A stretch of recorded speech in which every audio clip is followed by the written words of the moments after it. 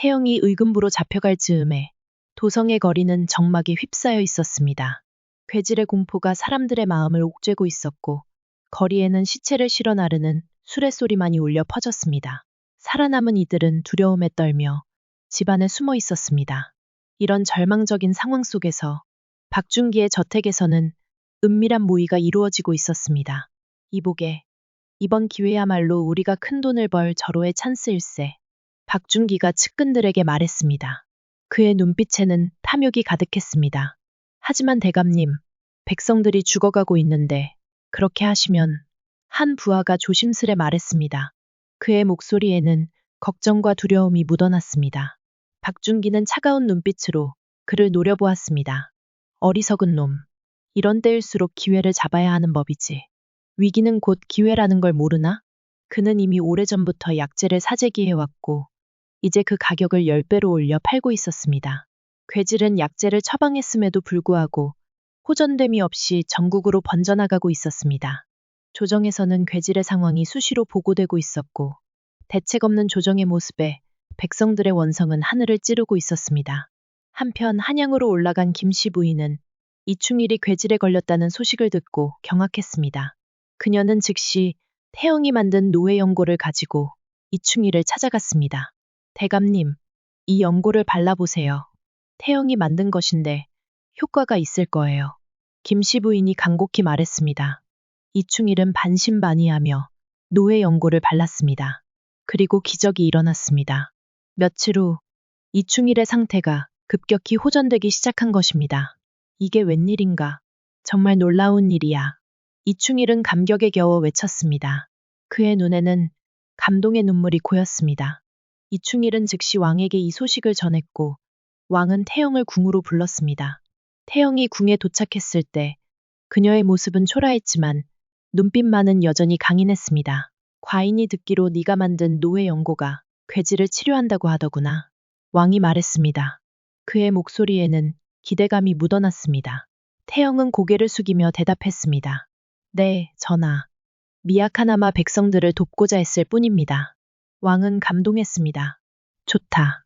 즉시 이 연고를 전국의 괴질병 환자에게 보급하도록 하라. 그리고 너는 이 일을 주관하도록 하라. 태영은 왕의 명을 받들어 즉시 청수연으로 내려왔습니다. 청수연 사람들은 돌아온 태영이를 보고 기뻐했습니다. 여러분, 우리에게 주어진 시간이 많지 않습니다. 전국의 백성들이 우리가 만드는 노예 연고를 기다리고 있어요. 태영이 청수연 사람들에게 말했습니다. 자모의 회장이 된 홍씨 부인과 회원들은 청수연 백성들과 더불어 태영의 말에 찬성했습니다.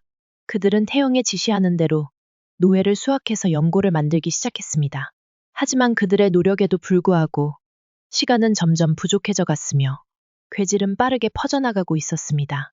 태영은 연일 작업으로 지친 주민들을 독려했다. 우린 최고야. 우린 대단해.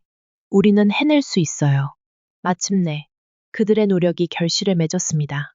수레에 가득 실린 노예 연고를 전국의 괴질 지역으로 보냈다. 태영의 눈에는 안도의 눈물이 고였습니다. 우리가 해냈어요. 이제 많은 사람들이 살 수 있게 되었어요.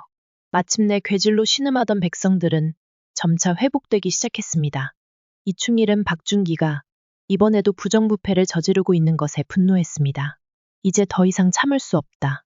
박준기, 내 죄악을 밝혀내고 말겠다. 그는 의금부에 박준기를 고발했고 조사가 시작되었습니다. 의금부는 신속하게 움직였습니다. 그들은 박준기의 저택을 급습하여 증거를 확보했고 그의 측근들을 체포하기 시작했습니다. 박준기, 내 죄를 모두 고하라. 의금부 종사관이 호통쳤습니다. 그의 목소리에는 분노가 가득했습니다.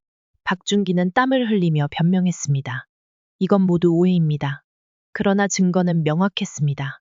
광산 노두 사건, 만수삼 사건 등 그의 비리가 하나둘 밝혀졌습니다. 더욱 충격적인 것은 김소혜의 잔혹한 행위였습니다. 그녀가 노비들을 극심하게 학대했다는 사실이 드러났습니다. 이럴 수가. 조사관들은 경악을 금치 못했습니다. 그들의 얼굴에는 충격과 분노가 교차했습니다. 의금부의 신문은 밤새도록 계속되었습니다. 박준기와 김소혜는 결국 모든 죄를 실토했고 그들의 악행은 세상에 알려지게 되었으며 최종 판결이 내려졌다. 박준기는 그 죄가 중하니 차명에 처하고 김소혜는 노비 신분으로 강등한다. 이 소식이 전해지자 백성들은 환호했습니다. 오랜 시간 동안 그들을 괴롭혔던 악인들이 마침내 심판받은 것입니다. 한편 왕은 태영을 다시 불러들였습니다. 그녀를 대하는 왕의 태도는 흐뭇한 표정이었다. 태영아, 내가 괴질 퇴치에 큰 공을 세웠다. 이에 과인은 너를 사면하고 양반 신분을 하사하노라. 또한 네가 원하는 바가 있다면 말해보아라. 태영의 눈에서 눈물이 흘러내렸습니다.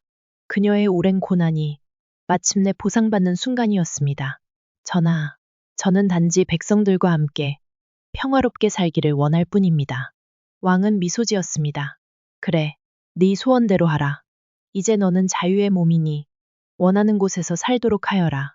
더불어서 괴질 치료에 공을 세운 청수연 백성들에게 2년치 세금을 감면하노라.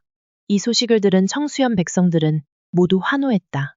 돌아온 태영은 승희와 함께 평화로운 삶을 찾아 떠났습니다.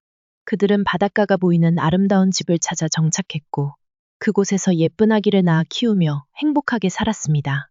구독과 좋아요를 눌러주시면 콘텐츠 제작에 힘이 됩니다. 본 방송은 JPBC 토요일 10시 30분에 상영됩니다.